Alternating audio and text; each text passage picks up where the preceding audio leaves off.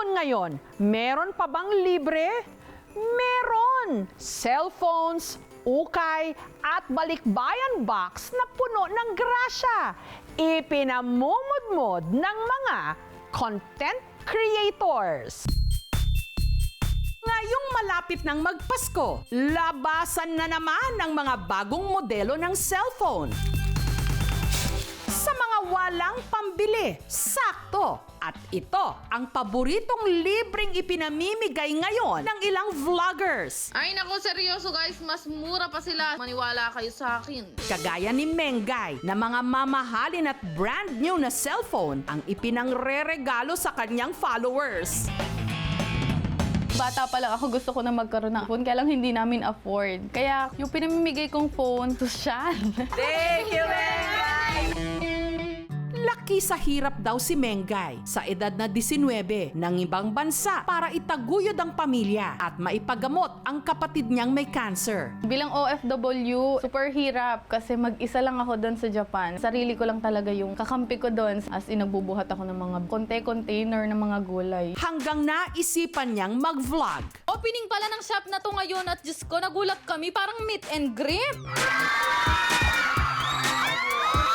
Yung mga nanonood sa akin na mga students. Kaya yun talaga yung tinarget ko na bigyan. Alam daw ni Mengay ang hirap ng buhay estudyante. Kaya ang kanyang unang sweldo, ipinambili niya ng school supplies na ipinamahagi niya sa mga mag-aaral sa kanilang lugar. Dito sa school, nagbigay siya ng mga notebooks, crayons, pencil, and other school supplies para sa mga bata. Nung nakaipon, si Mengay nagnegosyo.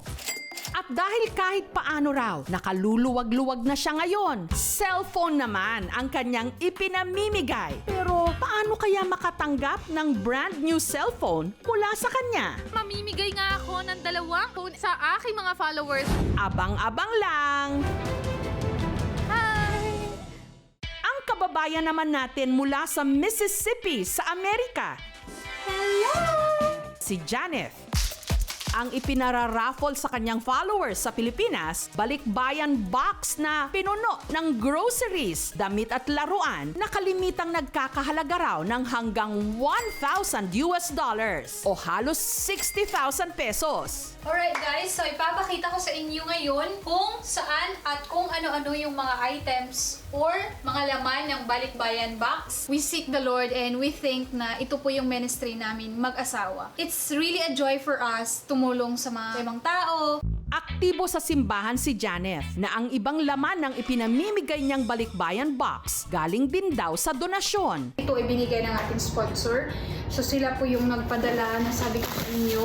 Pero malaking bahagi nito galing daw sa kanyang sweldo bilang accountant. Sa tuwing ine-empake ni Janeth ang mga items sa balikbayan box, nanunumbalik daw sa kanya ang hirap ng kanilang buhay sa Pilipinas. Mama ko, nangutang siya sa kapitbahay para lang may pamamasahe. Kailangan kong tumawid ng ilog na palaging baha. Dumating sa point na muntik na akong malunod. Kasi nga, nagsagwan ako. Hindi ako pwedeng pumasok. Kasi nga, may pangarap ako. Hindi ko kay kakailan na napakahirap ng buhay. Ultimong tuyo, ultimong noodles, kailangan naming pagkasyahin sa buong maghapon para ma-survive namin yung the day na kailangan namin kumain. Ito yung ating mga brand new na bags. May bag ka na at may tumbler ka pa. O diba, san ka pa? Para patas, ang binibigyan nila ng balikbayan box, idinadaan nila sa electronic raffle. To be efficient, nandun yung pangalan ng lahat ng followers namin. And then, by the time na napili na namin kung sino yung mga pinaka-active doon. At isa sa mga maswerteng nabigyan ni Janeth ng balikbayan box, ang housewife na si Baby Lynn. Sobrang saya ko po. Napatalon nga po ako sa tuwa. Oh my goodness! Hala, cute! Excited din po yung mga anak ko na mabuksan yung balikbayan box. Nag-uunahan na po silang kunin yung mga chocolates. Naiyak po ako. Actually, kahit po ngayon naiiyak ako sa saya kasi minsan lang po mangyari sa buhay na makatanggap po kayo ng balikbayan box galing sa ibang tao. Hindi mo naman kakilala pero willing silang tumulong. Yung nag-share po sila ng blessings nila. Nakakasatisfy sa puso. At the end of the day, matutulog ka na lang na, Hi Lord, I'm doing my purpose. Nagkaroon kami ng impact sa ibang tao. O diba, san ka pa? Dito naman sa Ukayan sa Cubao, ang mga customer hindi magkamayaw. dahil ang mga ukay ipinamimigay ni Jenilyn ng libre. Sa isang buwan, nagbibigay kami ng 1 beses or 2 beses. Talagang pinagkaguluhan siya ng tao. Itinitinda raw talaga nila ang kanilang mga ukay sa halagang 100 pesos kada 10 piraso. Pero dahil kalimitang 3 ang kinukuha ng kanilang customers at wala nang paglagyan ng mga bagong stocks na dumadating, ipinamigay na lang daw ito ni na Jenilyn for free. Sige, pilitan! 3 piraso to 5 piraso lang sana para mabigyan lahat at makakuha rin yung mga ibang dadaan pa. Ito, jacket ng bata.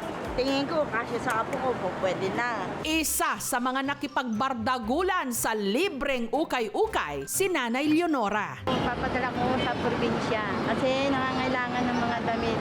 Ang sarap po, ma'am, na mamigay ka ng libre sa mga nangangailangan kaysa ikaw naman, ma'am, yung nanghihingi. Samantala, balik tayo kay Mengay na namimigay ng brand new cellphones for free. Ano nga ba ang mechanics para makatanggap nito? At bilang patunay na legit siyang namimigay ng mamahaling cellphone, personal pa niya itong inihatid sa isa niyang follower. Hi! Nagtiming guys! Gusto mo ng bagong cellphone? Tutok lang sa aming pagbabalik. Kamusta?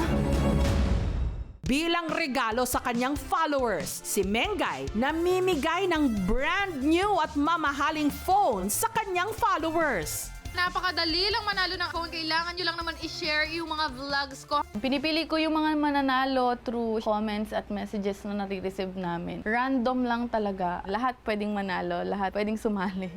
At para masigurong deserve ang pagbibigyan, sinuyod niya ang profile ng kanyang followers. As in, ini-stock namin yung profile. Unang-una sa tinitingnan ko, sa students talaga, kailangan nila ng phone sa pag-aaral, sa online class nila. Natuwa ako, nagsasend pa sila ng mga grades nila sa akin.